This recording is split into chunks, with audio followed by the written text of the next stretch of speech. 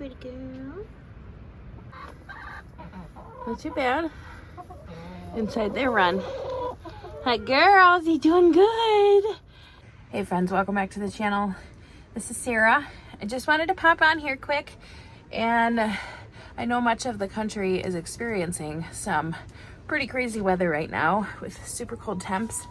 I am in south central Wisconsin, and we are currently -5 degrees Fahrenheit right now. We got down to -12 degrees last night, and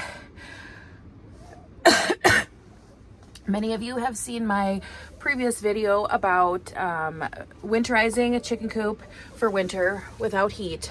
I'm standing in our run right now. You can see I've got this clear plastic that we put up in that video. And with the weather that we are currently experiencing, yesterday my husband Juan and I, we came out, and you can see this blue thing. This is the northwest corner of our run. We had I don't even know what it is. It's like a foam roll, I guess. Kind of reminds me of styrofoam. Anyways, it's like a sheet of that. We wrapped that around the corner as far as we could. 3 of the corners, coming more down this western corner of the run.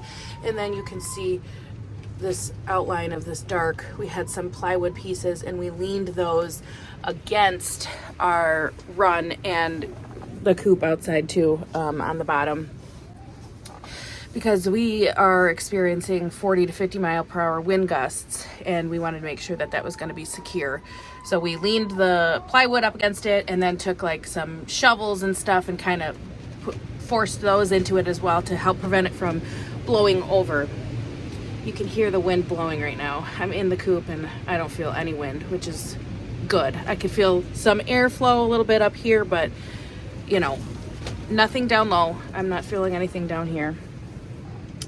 So they are protected, hens are protected from the wind, which is the most important thing right now, is to protect them from that wind, because 40 to 50 mile per hour wind gusts, it feels like it is -20 to -40 degrees below zero for us with the wind chill. Again, we're -5 right now. So the most important thing for them right now is to protect them from the wind. I can't tell you, you know, what's going to work, what's going to save your birds. There's a lot of information out there of what you should do or what you shouldn't do. At the end of the day, you need to make the most informed decision based on your circumstances. We have a little coop. We have 4 hens. We naturally, on 2 sides of where I built our coop, have a wind block already. Plus, we've wrapped it with plastic. That might not work for you. I'm just here to give advice so that you can make the most informed decisions for yourself. I'm not saying that what I'm doing is going to work for you. It may or may not. But, you know, if you do end up losing some birds in this weather, which is very possible, I mean, you know, this is insane. Yes, there are certain breeds that are cold hardy, but, you know, my birds are cold hardy birds, but this isn't typical weather for Wisconsin. They're not meant for this. This is extreme. But I know that if you're here on my page right now watching this video, that you are doing already the best that you can do for your flock. You are trying to make informed decisions and do what's best. So if you end up losing some of your flock, don't beat yourself up about it. You are doing the best that you can, and I'm here to encourage you to keep doing what you're doing. Now, naturally, we do not heat our coop or our run. I have cold hardy birds. We don't typically get this kind of weather. So having some kind of heat source, you know, there's heat panels that you can buy.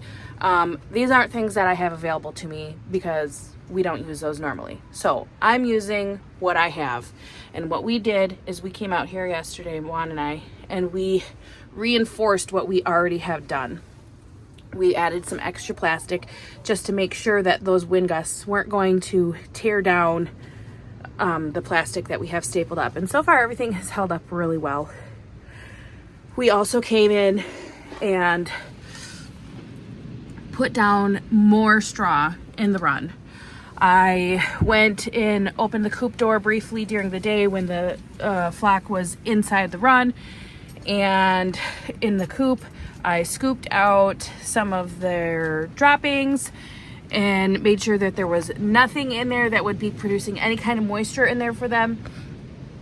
Removed it, tossed it on the garden, and emptied a whole bag of pine shavings in there and spread that out nice and thick for them in preparation for this weather. Also on the outside of the run and coop, we've had a lot of snow, and so we've kind of piled snow along the bottom of the run and coop so that that wind can't get underneath that plastic and blow in. It's kind of holding it down.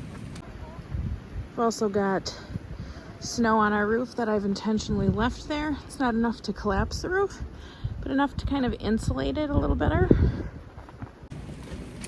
Now, in this weather, the most important things are going to be protection from the wind, making sure that they have access to water and access to food. If you have a higher protein food that you can feed them during this time, that will be better, or treats that are higher protein, those are all things that are going to be really good. We have a heated waterer. It was frozen, so I've gone ahead and thawed that out inside, and I have a container here. I'm just going to be filling up the lip of the waterer because I am anticipating that that's going to continue to freeze throughout the day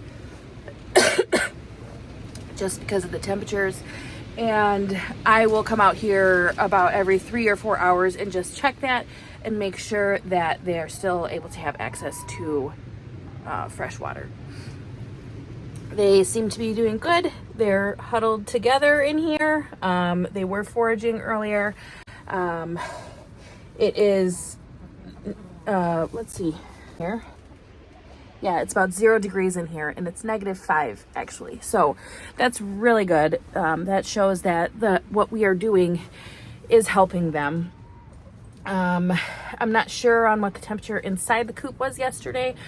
I did come out several times last night and check them, and they were all on their roosting bar, huddled together.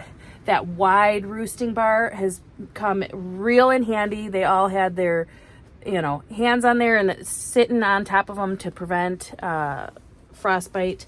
So that's really good. They looked like they were doing well. It's draft free. And yeah, so I'm just here to encourage you. You're doing good. Make informed decisions. If you need to bring your flock into your garage, go ahead. You have to be the, deciding factor on that, on what is going to be best for your flock. There's not a one size fits all. This just happens to be what we're doing, but I'm here to encourage you that you're doing your best. If you're here, I know you're doing your best, and keep up the good work. All right, till next time, guys. See ya.